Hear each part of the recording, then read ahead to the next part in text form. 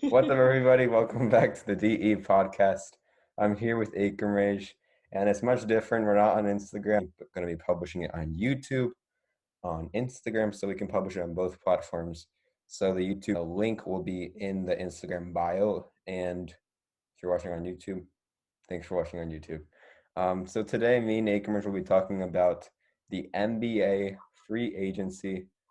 The past 3 days, there's been so many trades. So, Probably like so many, like 60 or 70 trades. And we didn't include this, but we could talk about the Olympics just in our opinion at the very end. Let's go to the trades. Obviously, the Raptors didn't get anybody. Um, but yeah, I mean, probably the biggest were what like Lonzo, Russell Westbrook, DeMar DeRozan.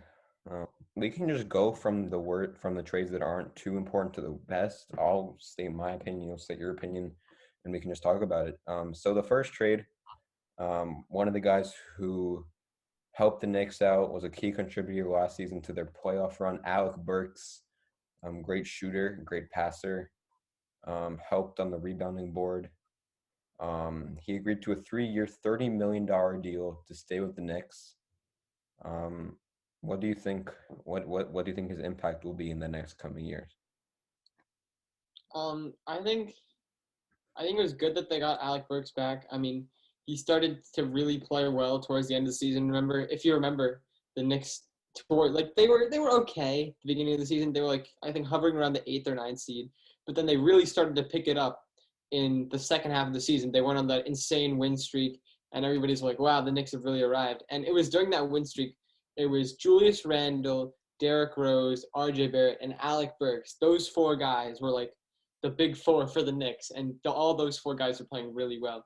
And so, I mean, obviously the playoffs honestly they kind of had a disappointing playoffs because they got bounced by the Hawks in the first round. But I think it's smart to bring back everybody from that team because you just got the fourth seed in a very competitive Eastern Conference. So I think it was a good signing. Yeah, I mean, exactly. And especially now we can talk about it later, but they just got Kemba Walker and Evan Fournier, some really good guards who can shoot the ball well. So that's also a good addition to their team. So also a New York Knicks player, Nerlens Noel, he was a center. I believe that he came midway through the season from a different team. He also came for a 3-year, $32 million contract. Um, I don't think we need to speculate on that much, but Tom Thibodeau said that he's their biggest rim protector. I agree with that. He averages a good amount of rebounds per game. He well, the Knicks don't really have to have a problem with their rebounding now because of Nerlens Noel. So yeah, I think that's good confidence from them. Do you have Yeah. anything to say about that? I mean, I think it's just being smart, right? It's just more of the Knicks are confident in their team. They think they can be good again next year based on their last season. So they're just bringing everybody back. And I think it's just on that note, Julius Randle, he also got an extension from the Knicks. I believe it was a 4-year, $117 million extension that he just signed today, actually, Yeah. or yesterday, which is I think it's great. I think it's pretty amazing for him. Just like he went from being on the Lakers, he obviously got traded to the Pelicans. He was playing well in the Pelicans, kind of underrated. Then he had like this breakout season last year, and now he was able to get his first $100 million contract, honestly. And I'm glad the Knicks are bringing him back because he was their guy during the entire season. Yeah, and also his progress. I mean, he kind of had like a little thing with the Knicks last season. Nothing what we expected to happen this year. But Julius Randle came out this year, put up good numbers, became an all-star. And I think the Knicks are gonna have a really good future. In my top like 7 or 8 teams that are gonna be really good next year, they're definitely in that list. Because I think that especially with the fact that Julius Randle didn't have the best shooting performance in the playoffs against the Hawks. Now they have Kemba Walker, Evan Fournier. They re-signed everybody. They signed Derrick Rose, Alec Burks, Nerlens Noel, Julius Randle himself. So I think that the Knicks definitely have a good advantage going into next season because it's almost like they're a two-way team, right? Like they have everybody from every single position. It almost sounds so weird, but like saying that. But yeah, and then also with the Knicks, Derrick Rose signed a 3-year, $43 million deal to return. He was kind of so-so in the last 3 years of his career. He was with the beginning. He was with Chicago, then he went to New York for a year. He went to Detroit, then he went back to New York midway this season. But I think Derrick Rose was a big pusher in that win streak that they had towards the end of the season. Yeah, I agree. And also, even during the playoffs, if you had to say, if you had to look at the Knicks roster and really say who performed the best during the playoffs, it was Derrick Rose. Like he took up Julius Randle's role during the playoffs because obviously Randle didn't shoot well and kind of had a bad playoffs, but Rose really took up that role. He was the 20-point scorer during the playoffs, and so I think it's great that he's also coming back. I think it's really smart. The Knicks they have a nice identity. They were like, we already had this team. We're gonna keep on building off of it. We're gonna add Kemba Walker, who obviously had a bad year with he had a very bad year with Boston for his standards, but we know his potential. Like we know what he can do if he's healthy. And then also Evan Fournier, who also was with Boston, and now they signed him. But he was okay with the Celtics, but we've seen him play really well for the Magic. So I think it's great that they added some more, I guess, star power, while also keeping all of their guys that were so important to their team before. Yeah, I think the Knicks should be very excited for Evan Fournier because obviously now we're watching the Olympics, right? And he put up such a good performance. He put up a good performance today in that heartbreaking loss for Slovenia. But No yeah, one versus yeah. I mean, Fournier, I think that is well, we can talk about Team USA later and everything like that, but yeah, I think he's a big asset to not just the Knicks now, but Team France. I think Fournier, even though he's not the youngest that he could ever be, I think that he could still put up a big impact for the Knicks. And I won't be surprised if they like have like a good season, make the second round, possibly if the Nets. I think they could beat the Bulls. We can talk about the Bulls later, but I think that you know they're in the mix of the Knicks, Bulls, and those Knicks, Bulls, Celtics, Nets, Sixers, Bucks, the best teams in the East. Yeah, so I think we'll just keep going down team by team for like who added what. So I think the next team that we should talk about is the Miami Heat because they did a lot of stuff. Oh my God. They're smart, Um, man. yeah, they have one of the best ownerships in the entire NBA easily. I agree, man. Yeah. So there's a lot. I'll start with the small stuff. So Markieff Morris, he went from the Lakers. He signed with Miami, which I think is a great veteran pickup. He didn't really play much with the Lakers, especially in the playoffs, but he was on their championship roster and he did get minutes. So I think it's good to have another stretch four on that team. Dwayne Dedman also signed with them. He's very similar center who can shoot. Yeah. I think good asset. And re-signed. Obviously, ever since I think 2019, he's had huge injury problems, and he hasn't been able to catch a break. But if he's healthy, I think that he'll be a great asset to that team too.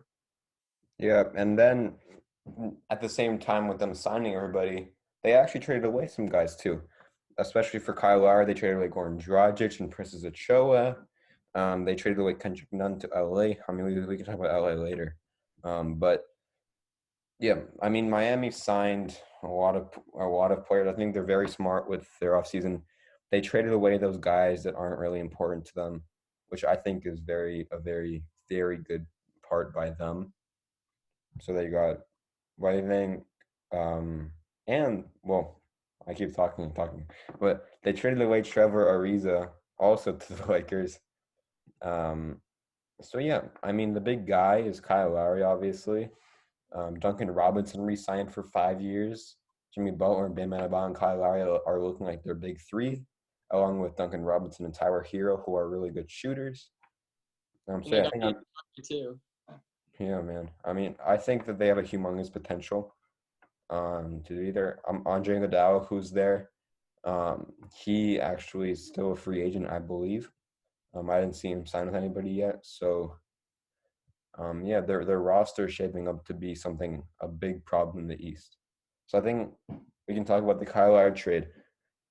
Kyle Lowry played for the Raptors the last 9 years, played for the Rockets before that, won a championship in Toronto, averaged 17.2 points, 5.5 rebounds, 7.5 assists.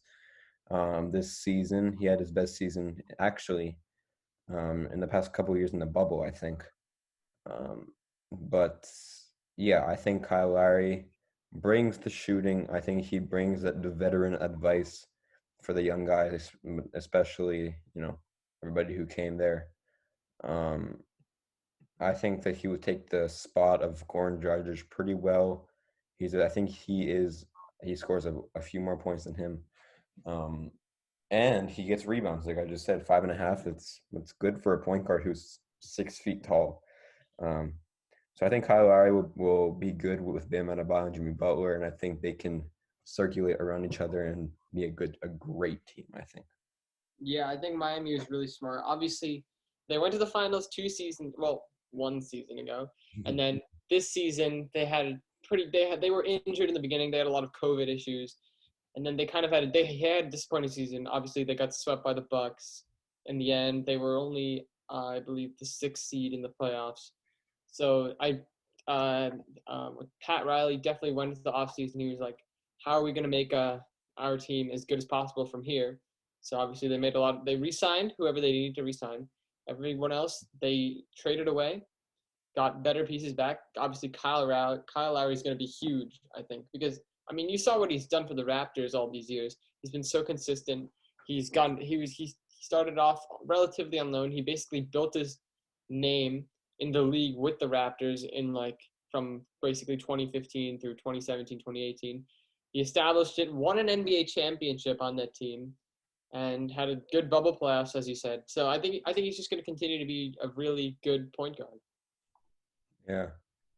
Well, the last thing that we can probably talk about Miami is Duncan Robinson. He has agreed to a 5-year, 90 million contract, which may not seem a lot, but it is a lot. The deal is the largest ever for an undrafted player. I didn't even know he was undrafted until like 2 days ago. But the largest deal for an undrafted player. He technically made history, a humongous achievement. I think he heavily deserves it. He's a great 3-point shooter, shoots well from the 3-point arc. Definitely helped Miami in that finals run in the bubble with that. And same with this season, they just fell short to the eventual champions with the Milwaukee Bucks. Yeah, it's crazy because Duncan Robinson, he was playing D3 in college, and now he's signing 5-year, $90 million contracts as one of the best shooters in the NBA. So I think it's just another one of those great stories. Like the NBA just has so many of those inspirational stories, and it's just another one, that just makes you feel good. Yeah.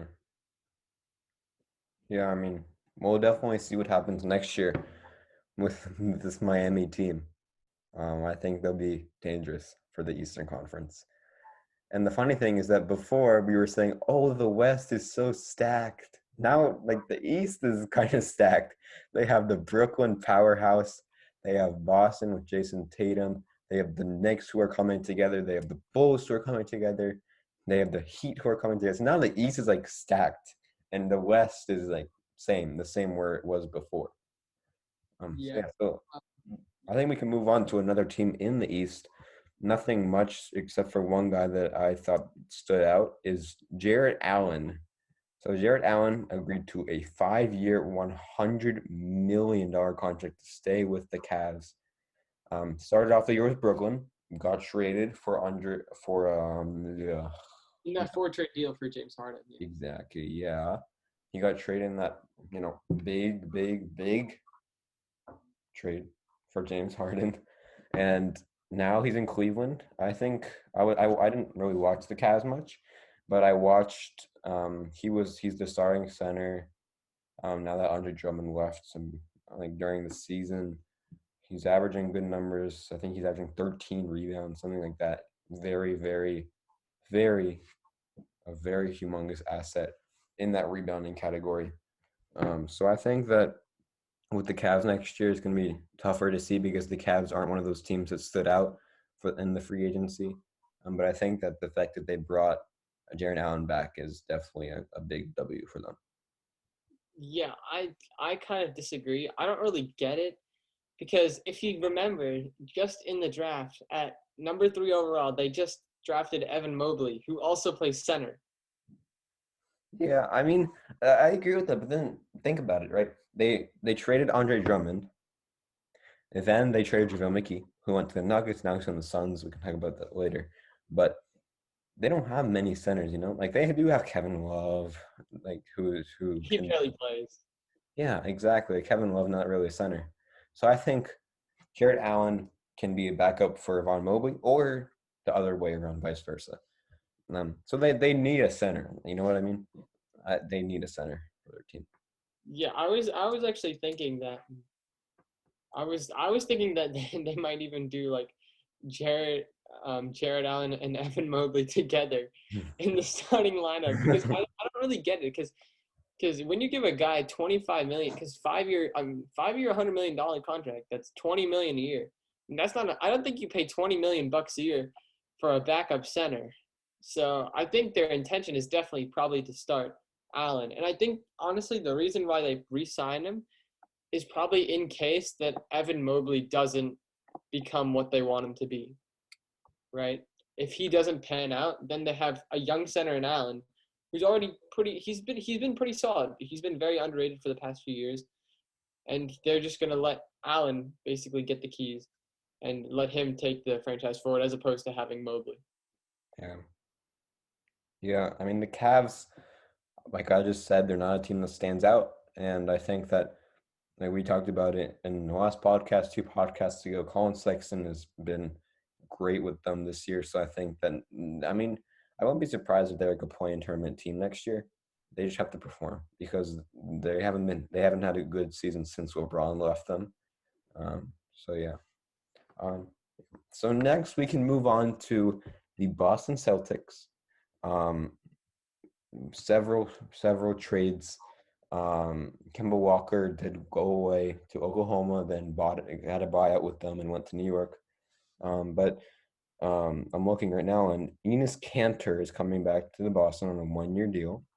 Um, that's that's good for Boston. A center. They have Al Horford now. They have Enes Kanter now. They got rid of Daniel Tice last year, so I think that definitely they need help with that. And yeah, I mean, I think personally for the Celtics, they have humongous potential, right? Because they played against the Nets super team, and they came pretty close actually. Like obviously the 5 games isn't like And Jaylen Brown was injured too. exactly right. So so they didn't really have the lineup that they wanted, and they still got a game out of it, and they actually came close in one of them. So I think that in contention with the other teams all over the Eastern Conference. I think the Celtics are a strong contender because everyone's kind of walking away from them because they're like, oh, okay, Jalen Tatum, Jalen Brown, nothing special. But I think they're a good team. They're tough. They're like they've been tough since like the '80s with Larry Bird and Kevin McHale. They're tough. They're a very tough team. And their home court is very strong also with the Madison, with the TD Garden. So yeah. Yeah, I think the point is they want to build around Jaylen Brown and Jason Tatum because both of them, obviously, Jason Tatum 2 seasons ago, I mean, 2 seasons ago? Yeah. Yeah, I think 2 seasons ago. He had his breakout year, right? And then last season was Jaylen Brown's breakout year. So they both proved that they're gonna be perennial all stars. They're gonna be all NBA caliber players for I think years to come. So then the Celtics have just decided that they want to build around them, which I think is smart. I think that's why they got rid of Kemba Walker, who really just was he was just injured for a lot of the season, and he didn't really mesh well with the Celtics during his time there. They got Al Horford back, which I think was smart because last year, if you look at the Celtics and who they had at center, they had Tristan Thompson, who was not that good. He's undersized and was not that great a defender. He's not a rim protector. They had Robert Williams, who was good, but outside of that, they really had no center depth. So I think getting Al Horford, who's a good defensive center, he can shoot the three, very well is a great pickup for them.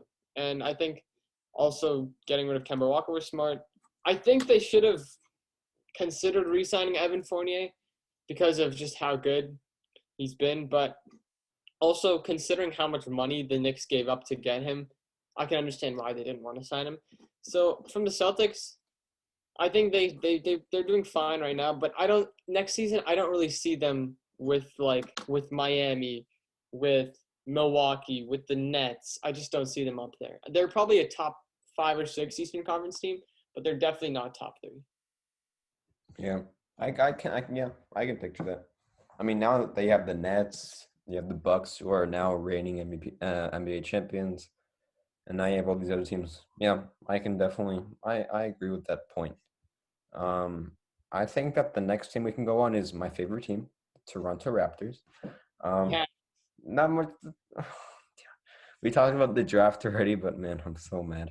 But Kyle Lowry went away. It's heartbreaking. Um, but we got Goran Dragic and Precious Achiuwa. That's not too bad. Goran Dragic is a little bit older, but he is a versatile shooter.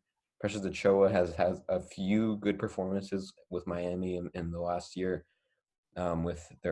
his rebounding. And like I keep saying, probably every single podcast, the Raptors suck at rebounding. Um, the GM had a little bit of brain left, like a couple of days ago. Waived Aaron Baines, waived PJ Watson Jr., waived DeAndre Bembry, waived all the guys that are not needed in the Raptors. They signed Ish Wainwright. Don't know who he is, but I've heard great things. He is coming from Europe on a 2-year deal. Um, he had a great leadership in Europe, so I think that can also add to Raptors now with Kyle Lowry leading. Kyle Lowry was always the leader. I think even with Kawhi there, it kind of felt like it.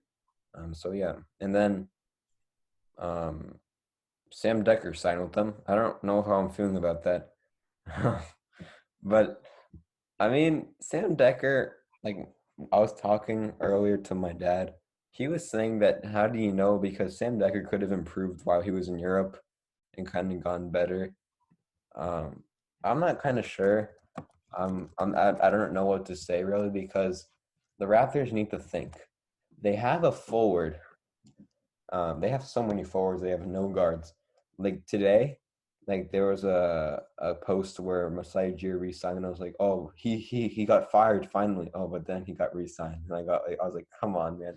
Like, I thought he got fired, and I was like so happy. But then he got re-signed. Um, but yeah, Sam Decker, I'm not completely sure about him. Um, but the main thing was the wire trade, Goran Dragic versus Achiuwa. So we added Dragic, Achiuwa, European, the guy who played in Europe, and Sam Decker. So we have 4 guys better than the 4 who left. So I'm actually happy about that, except for Kyle Lowry. Um, but I don't think we've been active in free agency too much. well, they also got Scotty Barnes in the draft, even though that wasn't very smart, in my opinion, draft choice, especially when we already discussed. You already have Siakam, but they do have Scotty Barnes coming on. And then they also re-signed Gary Trent Jr. to a 3-year deal. So I think they got some solid players back, right? Dragic, Trent Jr. If Scotty Barnes can be any good, then that European guy. I mean, they have the moves, but they're not going to be able to compete with the people at the top of the Eastern Conference right now. Yeah, I mean, for me, this year an acceptable season is like playing tournament, possibly make the playoffs. I mean, I think that's where they are right now because it makes me kind of surprised because they drafted Scotty Barnes, right? And now they're saying like that Masai Ujiri is thinking about trading Pascal Siakam because of that. And I'm like, man, like Siakam's not old. Like Siakam's still young. It's just like 5th year in the league. He's like 24, 25. He's young. Um, Everyone's saying that like he can be a leader. I mean, even though last season wasn't that year, I think that anything's possible. I mean, the Raptors have been dumb, no offense, but dumb for the past year. They traded Norman Powell away. Okay, fine. Maybe Kyle Lowry. Maybe that was a good decision because he is getting older, no doubt about it. But we traded away Norman Powell. Why did we trade away Norman Powell? I still regret it to this day. But why did we trade Norman Powell away? Um, And then, um, yeah, I mean, we added the thing that's positive about it actually.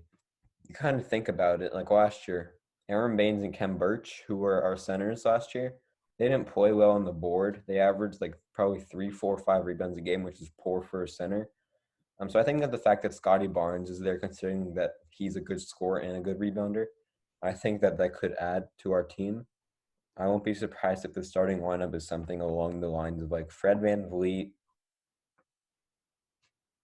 find a guard, Scotty Barnes, Pascal Siakam, and like Sam Decker.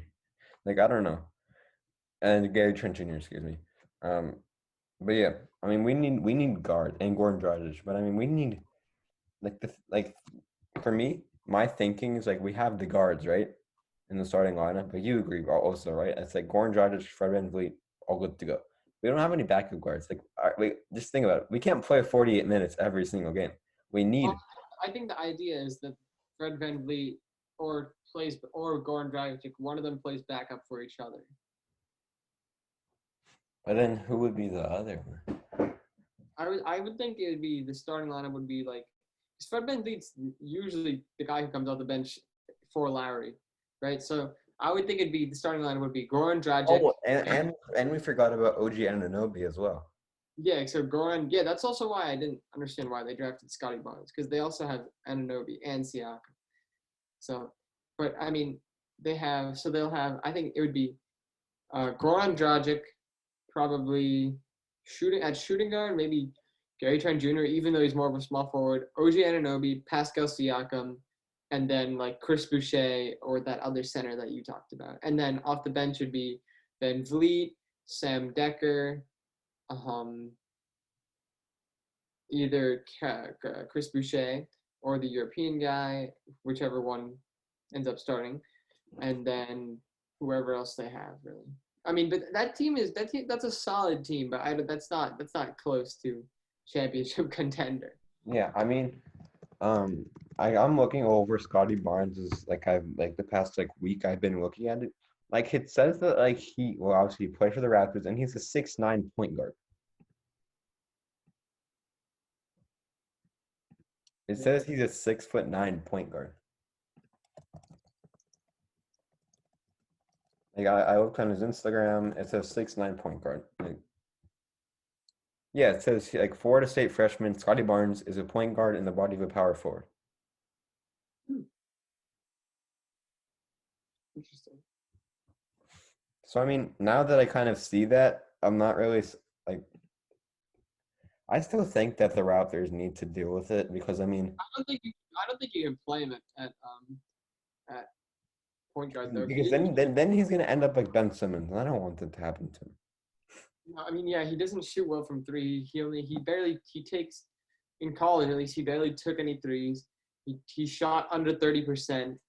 He only averaged about 4 assists. Sorry. So I mean, I don't know. He doesn't seem like he has the making of a point guard. Hmm. Yeah. Okay. Okay. Enough of of the Raptors. I mean, yeah, we'll definitely see what happens with the Raptors. Okay. We still have a lot to go, but I think that we can go on with the smaller teams that didn't do too much. Well, this team did something. The Utah Jazz. So we can start with the smaller things. They re-signed Mike Conley on a 3-year, $72.5 million deal. I think it's great that they're going to bring him back because I think that he needs to be back there if they want the team to be something big. Um, and then Rudy Gay signed with Utah on a 2-year, $12.1 million deal with a player option on his second year. So I think they're kind of shaping up. I mean, they were the first seed last year. I think that in terms of championship, I think for the Western Conference Finals, I wouldn't. I don't see why not. Um, because the thing that kind of pisses me off is that everyone's saying like for the Lakers at least that that's another contender in the West. They're saying that they're underrated with their new talent. I don't think so, man. I think they're overrated with their talent. Because just hear me out. I think that they have these new guys. They have LeBron, AD, who are there. Dennis Schroeder, Wesley Matthews, Malik Monk, Carmelo Anthony, Russell Westbrook. It's like a retirement home. like it doesn't really sound in the best way, but it's a retirement home in a way because the guys are old, man. I think that I kind of agree with the purpose that they're trying to do it for. They're trying to go for the championship, right? They're trying to do that 1-2 year span where they go and win the championship. Because all the guys there are old except for I don't even know. Like Anthony Davis is 28, but you know, I think that Anthony Davis cannot carry a team to a win. I think I'm kind of leaving out LeBron here. Because these guys, I mean, they're old, right? So especially with these young guys going in the NBA, it's gonna be hard because yeah, I think it's gonna be hard for the Lakers. We can talk about the Lakers next, but that's just what I think. So I think the Jazz can totally take advantage of that, and they can go on and put on a good run in the playoffs, and hopefully for them make it to the finals. Yeah. Okay. But in terms of other signings by the Jazz they signed Hassan Whiteside. He's not gonna start over Rudy Gobert. He's gonna be their bench center. Yeah. We'll see how that is. Whiteside is not really that great defensively. Like Rudy Gobert is miles better than him, but Whiteside does usually average a lot of rebounds wherever he goes, and he's usually just a solid backup center. So I think that should be good for the Jazz. And then also they traded for Eric Pascal, who is actually one of Donovan Mitchell's longtime friends. They were friends way before the NBA. They were friends all throughout, I think, elementary, middle, high school. They knew each other, and now they're going to be playing on the same team together. And I think that this move, honestly, it was probably done by the Jazz to keep Donovan Mitchell. Okay. Yeah, I can definitely see that. Yeah. I mean, obviously, he had a and he was rookie, but I mean, he's not going to be. I don't think he's going to be some really amazing player for the Jazz. He's just going to be their backup, I would guess, power forward, and just have a solid role. I think more important than that is the fact that he's going to be there for Donovan Mitchell, and as a friend, and then it kind of shows the Jazz are almost willing to put people around Donovan Mitchell who he likes and who he wants, and that'll hopefully convince him to continue to stay and not request a trade. Yeah. Yeah, that's definitely logical. I think that what they're doing is smart, unlike other teams. But yeah, I don't think we need to go through every team because it's not like all the trades are big.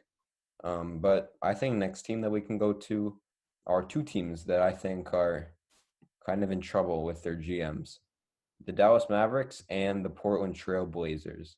Um, I saw that a few guys signed with the Mavericks and Blazers there. Reggie Bullock signed with Dallas, which is a good deal. Um, Tony Snell signed with the Blazers. But I don't think there's anybody to support Luka or Damian Lillard. I mean, Damian Lillard wanted to leave. Um, is he still a free agent? He's not. He's on a deal. It was just whether or not he's going to request a trade. Yeah. He's on a massive contract. He's been that he signed. I think 3 years back now. But I think I'll talk about the Mavericks first. Luka seems to him and Mark Cuban have always seemed to have a good relationship, but I still don't understand why they haven't gotten a second star around Luka, because he's shown in the past two playoffs versus the Clippers that he'll do anything he can. I mean, he's just been amazing, literally amazing. Probably the best 22-year-old playoff series ever. Okay, this year. I mean, he's given it all for the Mavericks, and both times I think that 2 years ago, Yep. they could have beat the Clippers if Porzingis was healthy, but especially this year when they were up 3-2, and then also in Game 7, they just had so many chances. They had so many chances, and they weren't able to close it down. because I think of the lack of star power around Luka. Because Luka played amazing in all those series, but the fact that Tim Hardaway Jr., well, he's good. He, he's not really the guy you expect to be a secondary star if you really want to get somewhere deep, if you want to make a deep playoff push. So I think the Mavericks really need to consider signing. If it's not this season, next season, they have to go for another star because obviously they thought Porzingis was going to be that guy, but his injury history and just his continued injuries, I think are just going to keep holding him back. Yeah. I mean, with Dallas and Portland, it's kind of the same situation, right? I think with Dallas, I mean, I love Luka. I want him to win something. He has an opportunity to win bronze medal, but that's nothing in the NBA. But I think that, well, I don't know if it's going to happen. I've seen many rumors, but it's still Kawhi. Um, I'm kind of, I'm kind of thinking about it, because think about it. Like the Clippers lost Kawhi against Utah. Everyone thought, the series was over. They beat Utah, came close with the eventual finalists in Phoenix. Um, but just think about it, without Kawhi, they came that close to making the NBA Finals. Imagine what they could do with Kawhi. So I think Kawhi might be thinking about that, and I think Kawhi could re-sign with a deal. But I think if Kawhi wants to go elsewhere, he could go to Dallas. I think Dallas would be the best option. You just imagine Luka and Kawhi, like that would be great. You have Kawhi, two-way player, Luka, an insane shooter, defense is all right. Kawhi, defensive player of the year. I think it would be a great duo, a playoff duo for sure. Um, a contender for the finals. I'm saying it. Kawhi and Luka, I think, is a contender for the finals. I think they could beat the Lakers. Yeah. Yeah, I think so. Because right now, what the Lakers are lacking is poor shooting. They signed Russell Westbrook. Give all the credit to him in the world. Good deal. I think for Rob Pelinka. I mean, good. I give credit to Rob Pelinka for freeing up the space to sign all these guys. But Russell Westbrook hasn't shot well. I think Russell Westbrook just needs to have a breakout season, shoot well in general. And I think for the West, that's mainly it. Steph Curry had a humongous re-signing. Tim Hardaway Jr. for the Mavericks got a $74 million 4-year deal. I think that for Tim Hardaway, it's a great deal to come back to them. And then, I think for the East, that's kind of the main part about it. For the Sixers, though, we can talk about the Sixers and the Bucks, actually. Two teams, one last time, those last two teams. For the Sixers, they got Andre Drummond, who would be, I think, is a great backup for Joel Embiid, or maybe he will even be a starter. Ben Simmons has starter? No way. Not a starter. Fine. Maybe I don't think so. Actually, fine. Ben Simmons, fine. Andre Drummond, and Joel Embiid all together in the starting line. There's no shooting. Okay, fine. Yeah. Joel Embiid is the best shooter, and I think he only shoots like 33-34%. Yeah. Okay. I kind of regret saying that now. But yeah. I think that for the Sixers, Andre Drummond is a good asset in my opinion because of the rebounding, but they need shooting, like you just said. Ben Simmons hasn't been good. He actually stopped talking to the team. His agent is talking to the team now instead of him. Tobias Harris is still there. They have Joel Embiid. They have a good the defensive forward Matisse Thybulle. They have I mean they have a good team. They just need to contend well with the rest of the conference. They had a disappointing season with the loss to Atlanta. So I think that they need to just shape up for next year. I mean, I think what they really need to do is trade Ben Simmons. That's like the real move. I bet they really regret refusing to trade Ben Simmons for James Harden all the way back in last December because they thought Ben Simmons was like giving up Ben Simmons for Harden was too much. And now I think I'm pretty sure relationships between I think it was reported that that Ben Simmons and his relationship with Elton Brand, who's the GM, and the Sixers front office was just like completely cut. Ben Simmons just stopped talking to him. Everything is just through his agent, so it's all professional rather than maybe more on a friendly basis. So I think both parties want to get rid of each other, and the Sixers need to find a trade. I mean, even something like getting CJ McCollum, maybe from Portland, or just something, just to get another all-star caliber player for Joel Embiid would be great. Yeah. I mean, Joel needs someone because now that I kind of think about it over the years, Ben Simmons has been compared to Joel Embiid as the duo. I think that it's like Luka and Damian Lillard in a way. I think Joel needs a new duo, and I think for CJ McCollum, that'd be a great opportunity for him. Tobias Harris is kind of the second guy I think right now, but I think CJ McCollum could come in if he plays well. I don't see why not. Yeah, and then I guess we can go to the Bucks quickly. The Bucks obviously they just won the title. They're feeling really good. They re-signed the legend Bobby Portis to a 2-year deal, which he became a fan favorite. So I think it's great that they signed Bobby Portis. And they traded away the second legend, P.J. Tucker. We they didn't didn't talk about that. he just signed away. We didn't talk about that. He went to Miami, 2-year, $12 million deal. Yeah, we talked about that. Oh, okay. Then I didn't hear you.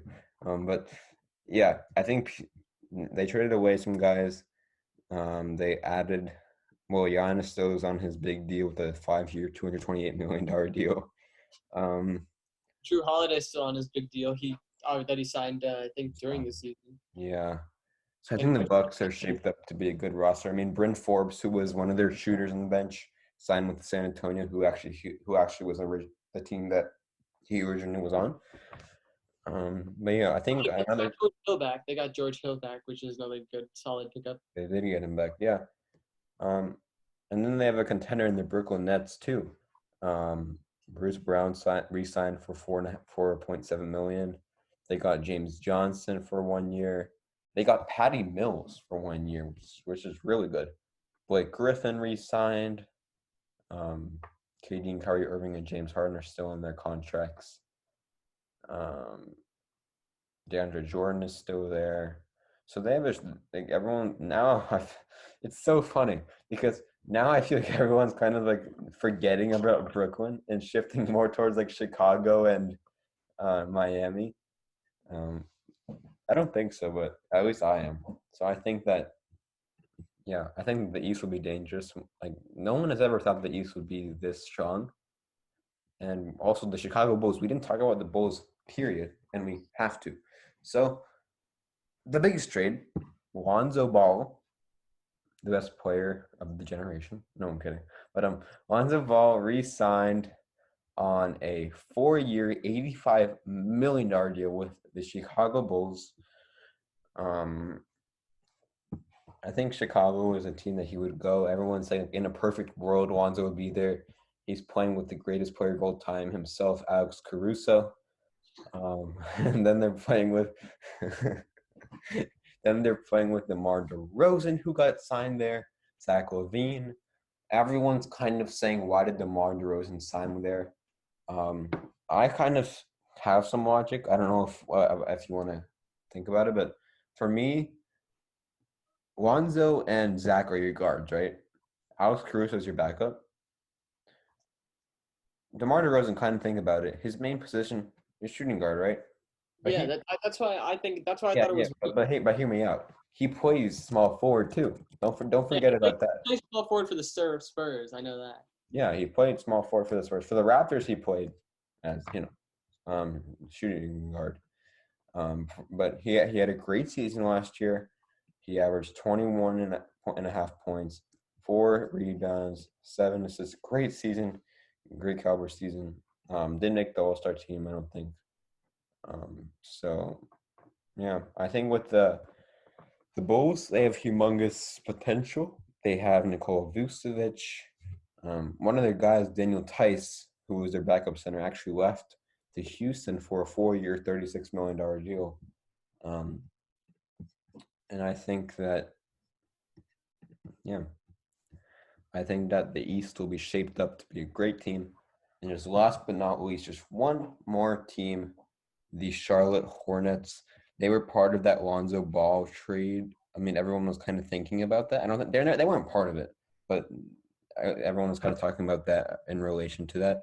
Malik Monk went to LA. They lost one of their big shooters. They lost Devontae Graham, who was one of their best shooters, to the Pelicans. Everyone's now saying that he would be a good guy with Zion. Um, the Hornets got Mason Plumlee, who's a center, which we talked about, that will have a humongous impact on the Hornets winning the championship. Um, but yeah, Mason Plumlee is their main guy. They drafted. They had the 11th pick. The guy is a good shooter. I remember that. A guard, very very good. Um, so I think the Hornets are in good shape for next year. I mean, with LaMelo, we'll see. Leandro Ball is supposed to join the Hornets. Well, he's already on their summer league roster, so I won't be surprised if he joins the team. That'd be cool. Lonzo should have went to Charlotte. I would have been in the place where all three brothers play on the same team. Um, but yeah, I think that the East will be in conclusion with the Eastern Conference. Finally, that they will be a great team next year. A great conference. I think that it'll be strong, and I think it will top the West. Um, I don't. Well, because think about it, right? The West. I mean, I'm gonna keep saying and saying, but the West have the Warriors. Okay, Curry Thompson, Lakers, retirement home, Jazz, good team. the Lakers. Okay, wait. We didn't even discuss the Lakers. The Lakers. You keep saying the Lakers are a retirement home, but here's the thing. Here's the thing. The Lakers' most important player next season is Anthony Davis. Okay, he's the core of the team, even more than LeBron. Okay, and he's only 28 years old. Okay, so it does not matter if LeBron is 36, Russell Westbrook is 32, but Anthony Davis is 28 years old, and that's what matters. Okay, and if he's healthy, the Lakers will probably be at the top of the NBA. Yeah, I mean, with AD, I'm not calling it a retirement home because I think they're gonna be bad. I'm just it's kind of a running joke because all the guys there are a little bit old. Um, no, I mean with LA, I just think that um, obviously health is important with AD with the injury last year. But then Russell Westbrook, if Russell Westbrook gets his shooting up, if AD is healthy, if LeBron has a good season, yeah, they'll be humongous in the championship. Well, two of those are pretty easy. LeBron pretty much always has good seasons when he's not injured, and then AD, if he's not injured, he'll have a good season too. And Westbrook, I think it's really unlikely that Westbrook gets his shooting up. He's just never been a great shooter, or even a good shooter from three or mid range. But I think what more than that, what matters is how is the team going to play? Like what lineups are they going to roll out there? Like I think obviously your starting lineup's going to be Westbrook, probably Taylor Horn Tucker or Ken Bazemore. No. Wesley Matthews or Dennis Schroeder.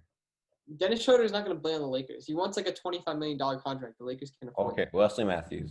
Yeah, Better. Dennis. Oh yeah, Dennis Schroeder. Dennis Schroeder has been saying that he wants like. I know. It's ridiculous. Like, why, man? Because think about it. It's not like if he had a season, right? Like, for example, Luca. If he had a breakout season like Luca, If he just had a six-man of the year season like he did 2 years ago. yeah. Like if he would have, gotten to be a good six man, yeah, fine. $25 million, okay, affordable. But why would a team want you to sign $25 million, not $25,000, $25 million to average 15 points, 3 rebounds, and 5 assists? Like, why? Like, it's not bad at all. That's good for an NBA player, but to ask for $25 million, and especially considering the fact that he might not just be there for a year, and that the minimum he's asking for is $25 million. Why? like I understand he wants money. That everyone wants money, but like first you have to put on the performance. Like LeBron, right?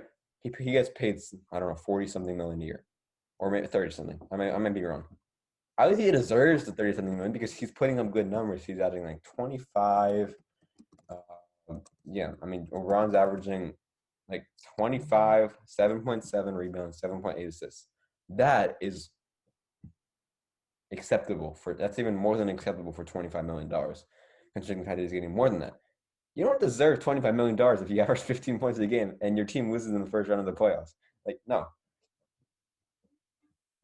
Yeah, I remember when the Lakers offered him an $84 million extension for I think 4 years or something, and he just rejected it. I think because there wasn't enough money. And now he's no team is particularly interested. I don't think he's gotten any offers yet for what he wants. So I think I have a feeling that Dennis Schroeder, by the end of this offseason, he's gonna find himself signing for like 15 million a year, which is way lower than what he expected when he initially entered. With the Shanghai Sharks. Let's go. Bro, 84 million for 4 years. That's 21 million a year. Yeah, the Lakers offered it and he rejected it. That's stupid. Yeah, I If don't know. I was putting up his numbers, if I was putting up 15, blah, blah, blah, blah, I would be like off. I would be in like on clout nine if I got offered $21 million a year for the way that I was playing. Because for Dennis Schroeder, I think he would be a good like 10 mil a year. 10 mil a year. No, 10 million is too low. Okay, 15 fine. million. 15. That's what I think. Yeah. I mean, and going back to the Lakers, they're gonna be fine for them because he honestly wasn't great for them. I think he even had like 0 points in one of their games versus the Suns in the playoffs. So I don't think losing Dennis Schroeder will be big, especially since when you get Russell Westbrook. Like, yeah, Russell Westbrook can't shoot, but he can do so much. He can do so much stuff. I guarantee you, Russell Westbrook is going to be better than Dennis Schroeder. Yeah, like they have Westbrook, they have Wesley Matthews, they have Malik Monk, and Wayne Ellington. They have plenty of shooters on their team. I think everything's fine. They did a smart thing. Like they did a really good job. In my opinion, signing a lot of guys. They got Dwight Howard back. They got Carmelo Anthony, Trevor Ariza, Malik Monk, Kendrick Nunn. They re-signed Taylor Horton Tucker, Kent Bazemore. Like they honestly they were one of the best teams during free agency. I think they're up there with the Bulls and then the Heat in terms of just making smart free agency decisions to really propel their chances next season. This guy's pretty smart. Yeah, Rob Pelinka. I got to give him. He gets a lot of credit for this one. Because listen to me. I don't know why I'm saying that because he didn't do anything, but No, I'm not um, listening. what? Hey, no, I'm kidding. But like give credit to Rob Pelinka because he has everything on his team. He has scoring in all of these guards that he re-signed. He has rebounding in Mr. Dwight Howard, Carmelo Anthony, LeBron James, Anthony And Davis. Yeah, like they have everything. And give credit to Rob Pelinka. He's very smart. Um, can we just like switch Rob Pelinka from Masai Ujiri? I mean, that would be like my dream come true. Like, it's crazy. It's crazy how he did it, especially since he basically had no salary to work with. yeah, Because because remember last time we talked about it, the Lakers literally they had used $120 million on 3 players, and they somehow still have more than enough. afford everybody. Yeah, like think about it. Last year they had their championship. Give credit to Rob Pelinka for building that championship team. But then he was able to get rid of everybody, bring in Dennis Schroeder, bring in Montrezl Harrell, bring in Wesley Matthews. Like he's able to do it like not just one season, but season after season after season. Like in 2019, 2020, he was able to build such a great team, sign Anthony Davis. Then he was able to go the year after get a lot of good like role players. This year, same thing. He was able to get a new star in his team and get a bunch of role players. So give credit to Rob Pelinka. I mean, I love the guy. Yeah. The real question is though, um, the only thing is if they don't win the championship, they could honestly be in trouble. Because then you have all these huge contracts. You didn't win the championship. But actually, No young players. I think there's one scenario. If you make it to the finals and you lose to Brooklyn, I think that's okay. Yeah, because If you Brooklyn's if you make it to the finals and lose to Brooklyn, that's fine. You have Kevin Durant, Kyrie Irving, James Harden, Blake Griffin, Patty Mills, Uncle Jeff left. So, yeah, but now LaMarcus Aldridge is yeah. saying he would come out of Marcus retirement. Aldridge wants to come back, sign with the Raptors. No, in your dreams. I know, no chance. But and then, yeah, I mean, but yeah, I think the Nets have a good position next year, and the Lakers, and all these other teams. It's crazy how much things change though in like one free agency. Like all these teams just shot up to being And contenders. it's Like only been like 3 days. yeah, like the Bulls. I never expected to be thinking of the like. Obviously, it might not happen, but I'm thinking of the Bulls as getting a top 4 seed in the East. Like I would never expect that. Yeah, yeah, Yeah, so there was a lot of crazy stuff that's going on in the NBA. There's probably going to be way more. I guarantee you that at least one other star, whether it's Ben Simmons, C.J. McCollum, Kristaps Porzingis, someone's going to get traded. I just know it has to happen eventually. So I mean we're just going to keep looking out for even more crazy stuff. You know that's gonna be going on in the NBA. We're going to talk about it on this podcast. yeah. And yes, And then the Phoenix Suns. That's the last team that I want to do for today. Chris Paul re-signed 4-year deal that could be worth as much as $120 million. The GOAT, JaVale McGee, signed with them. Then they still have Devin Booker. Then they still have their whole lineup. So I mean, do you think? Well, I mean, they kind of got lucky this year with injuries, but what do you think? What do you think this? How do you think the Suns will do next year? I think the Sun. I honestly have the Suns just continuing to be as good as they were, unless Chris Paul really takes a step back. But I don't think he'll take like that much of a step back, even though he's getting old. He'll continue to just get older. I mean, a 4-year deal it was surprising me because I don't know if he's gonna be playing till he's 40. That's the thing. I don't He's see why. 36 right now. Yeah. Um. But I mean, I think they'll just continue to be really good. But I don't think they have a chance against like the Lakers or even maybe the Warriors are a really underrated team right now. Like people forget how good Clay, Draymond, and Curry were, and they also got a bunch of new rookies. They still have James Wiseman. I mean, that team is scary. Yeah. Well, okay.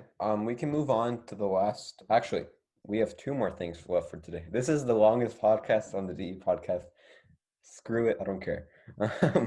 So, um, we have actually three more. So, top five teams. This doesn't have to be long. Just say top five teams and why. I'll start with my top five teams. So actually, I might change mine up a little bit. Actually, I don't think so. So my top five teams that I think will do well next year and just break out are in no particular order are Nets, Lakers, Bulls, Heat, and Bucks. And Knicks, excuse me. The Nets and Lakers, I think it's kind of obvious why. They both have super teams. I think that they'll both definitely make the playoffs, no doubt. I think they'll each make the conference finals no matter what, unless injuries prevent it. The Bulls and Heat are definitely going to be the new additions this year. They're going to and Knicks, actually, those three teams, they're technically new additions this year. I think it's going to be a breakout season for all three teams. I think playoffs for all three. And something that I can't forget is they're all in the same conference, so it's going to be a great Eastern Conference battle. But Bulls, Heat, and Knicks, I think it's going to be young talent coming out, and I'm excited, man. Like even though my team's not in it, in the race for being like the best team in the East, like at least like it's gonna be entertaining like this year has. Yeah. So okay. So for my top 5 teams, it's pretty similar. Obviously, Nets, Lakers, Heat. But then I think the Bucks, and then the Suns. I think the Suns. They're still going to be good. I don't think they're going to win the Western Conference or anything, but they're still going to be there. I think they're going to be a top 3 seed, if not top 2.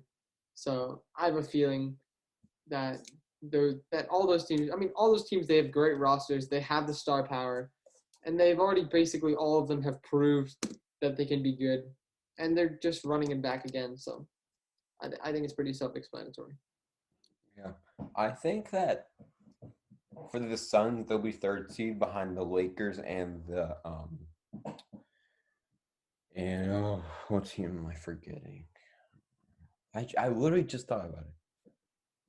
Either Jazz or Warriors.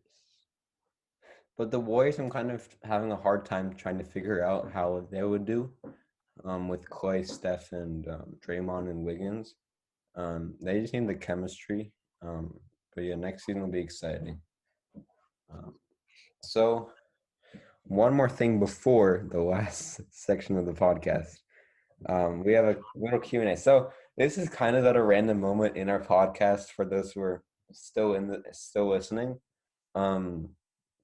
We've never really told you guys about ourselves. We just came on, announced that we're starting the podcast, started talking. Now 6 months in, we're still talking. So I mean, I have 4 questions that we have. It's nothing personal about ourselves, but just something on our NBA, just so you guys know much about it. I mean, for me, you guys probably know more because I talk about the Raptors all the time. But I think I'll answer the question first, and then EKAMRESH, you can probably answer it. So question 1 is, what is your favorite NBA team? Well, my favorite team is obviously the Raptors because I'm from Canada. I love Canada, and I love the Raptors. My favorite player is Steph Curry. That's the second question, but I'll explain why after. But people said that I was a Warriors fan back then, a Warriors bandwagon. But I mean, I've always been a Raptors fan for many years, and I just think that the Raptors will be a team that will always be really good. And I love the players on the team. So yeah. Okay, so for my favorite NBA team is the Brooklyn Nets. So my reasoning is I'm from New Jersey. The Nets used to be in New Jersey.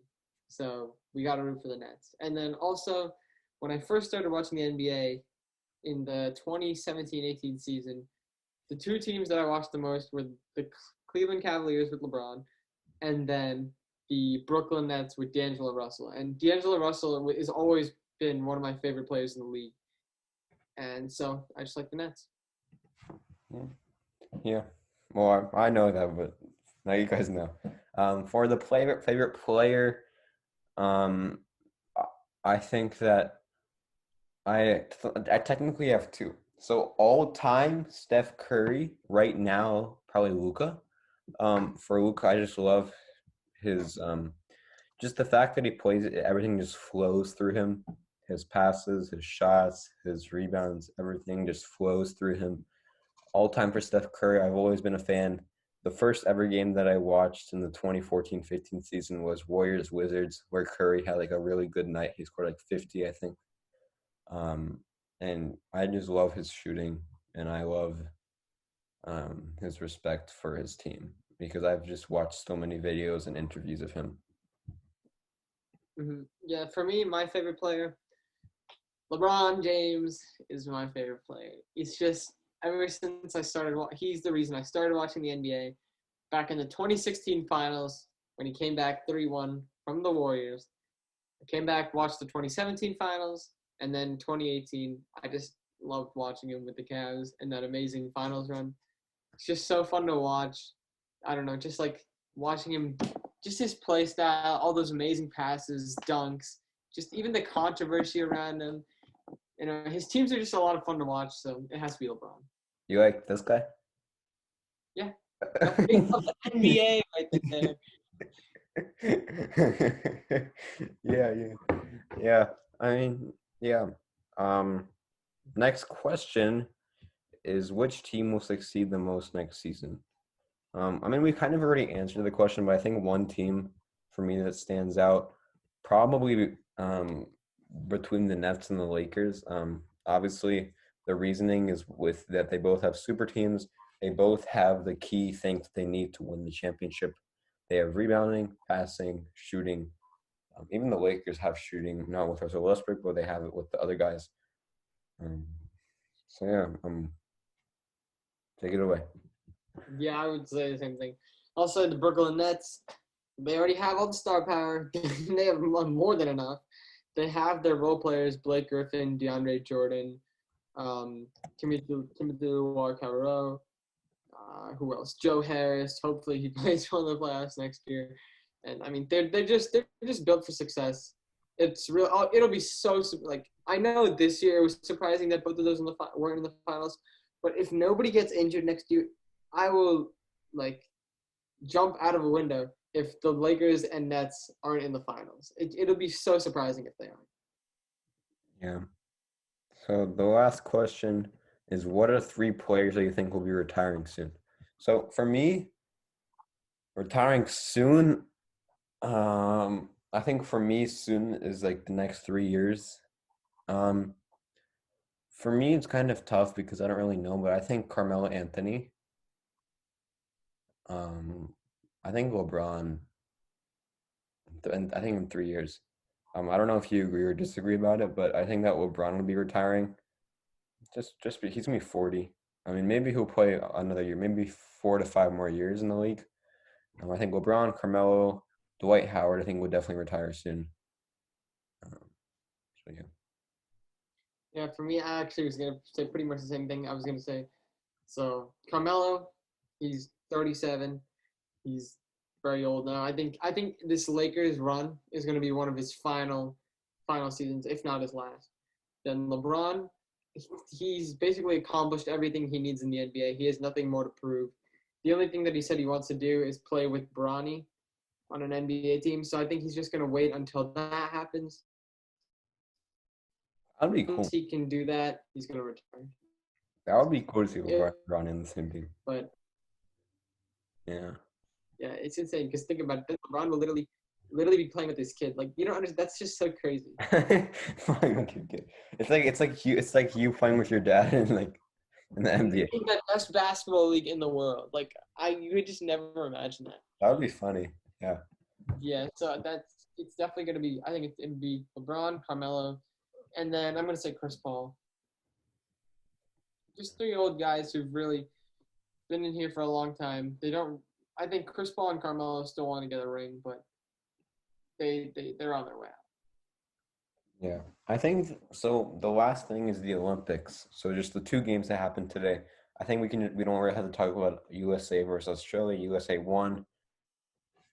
They're supposed to win. I thought they were gonna actually one thing. I thought they were gonna lose because I was actually awake because I wanted to watch the game, even though it was 12:30 in the night. I wanted to watch the game, and so I remembered I was up at 12:30 or something. The USA was like down 34-45, or even more than that. I think they were down by 15 at one point in the first half, and I was just like, "Oh my God, they're actually gonna lose to Australia and win the bronze medal instead of going for gold." And I remember going to sleep after seeing that deficit. I was just like, I can't watch this anymore. It's over. And then I wake up in the morning and the U.S. they won 96-78. I was just like, what happened? Yeah, I mean, U.S. is that team. Well, they come back. It's USA. They have so much NBA talent. I can't really do much about it. Yeah, it was just crazy. I did not expect them to be down by 15 and then win by 20. Yeah, that's crazy. It's like a 35-0 run. Yeah, that's crazy. Yeah, but obviously, I think the best game of the Olympics was the other semifinal, which was Slovenia versus France. Oh my God, that was so. That was heartbreaking for Slovenia. I hear it terrible. Yeah, so France won 89. Okay, they gave Luka his first ever loss for the as playing for the Slovenian national team, which is incredible. Luka was 17-0 before this, and then he got his first loss today. Yeah. And I mean, that was just such an amazing game. At the end, Luka didn't take the final shot actually. Yeah, I know. That's the thing. Like what happened was Luca Luca took the ball. It was like 20 seconds left. Took the rebound off of a missed 3 by France. dribbled up. He passed it to another guy. The guy went to take a layup, and then Batum was always like behind him, and then Batum blocked him. And the game was Great over clutch just like that. block. Sorry? Really clutch block. Yeah, and just like that, it's over. So I mean, it's definitely heartbreaking for Luca, but I think nobody expected it. Like Luca, they had to qualify. It was tight. Finally qualified, came in. They didn't look like a big favorite. They looked like a favorite, but not like top three. They came in, not shocked the world, but came in, played well, made it to the semis. They still have an opportunity to win bronze against Australia. But USA versus France, Friday at 10:30 Eastern time. I won't be able to watch it because I'm not here. I mean, I'm at a tennis tournament, so I can't watch it. Unfortunately, because I'm at a tennis tournament for every single event. But I mean, yeah, I think that I think USA is gonna win because ever since the France game, they've been shooting well. They've been shooting better.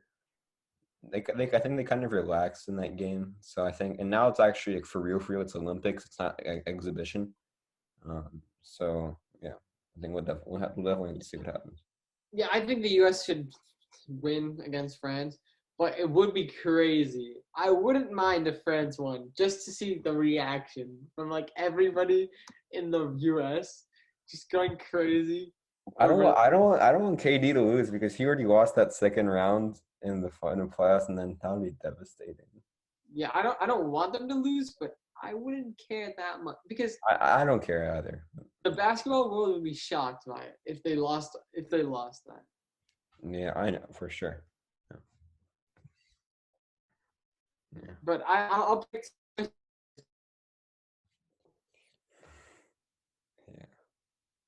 Yeah, I think US will win, but then France, I think Yvan Fournier needs to do what he did last time, and I think everybody needs to play well, especially with that guy who played very well for France, Decoyo. He had 25 points in that win. Fournier had 23. So I think that I think it'll be a great game. Yeah, I mean I don't think you can look too much. One final thing, I don't think you can look too much at the U.S.'s last loss to France because that one was just like so, like a lot of things had to happen for that to happen. Like the U.S. played so badly in that final minute and a half. They had the lead. They let France go on a 9-0 run in the final minutes and lost the game. I don't think, and they missed two wide open threes. I don't think that's going to happen again on the U.S.'s side. So I don't Yeah. think you can look at the France loss and be like, oh, they already lost to France once. France will just win. But to be fair, they didn't have Devin Booker, Chris Middleton, or Drew Holiday, right? Yeah, but I mean, still, you have Kevin Durant, and you have Jason. You already have an insanely good team. I mean, Yeah, really and need. they can't lose that. Yeah, Yeah, like Devin Booker, Chris Middleton, that's just like the icing on the cake. That's not why you're gonna win. It's not like he's your only star. yeah. Okay, guys. Um, you don't have to leave now. We can end this together. Uh, but yeah, guys. From now on, all podcasts will be like this. Me and EKAMRESH are actually going to be, recording somewhere else. It's going to be great for YouTube and Instagram. Much easier for the both of us, for myself to post it. Um, And yeah, expect podcasts. I mean, now the school year's starting, so it might not be 2 times a week. It might be like once every week, once every couple weeks. But we're definitely gonna try our best to free up our schedules. Today was this week, Wednesday, Thursday was the one day that I didn't have anything to do. Um, so yeah, guys. Thank you guys so much for listening to the podcast, and we'll see you guys next time.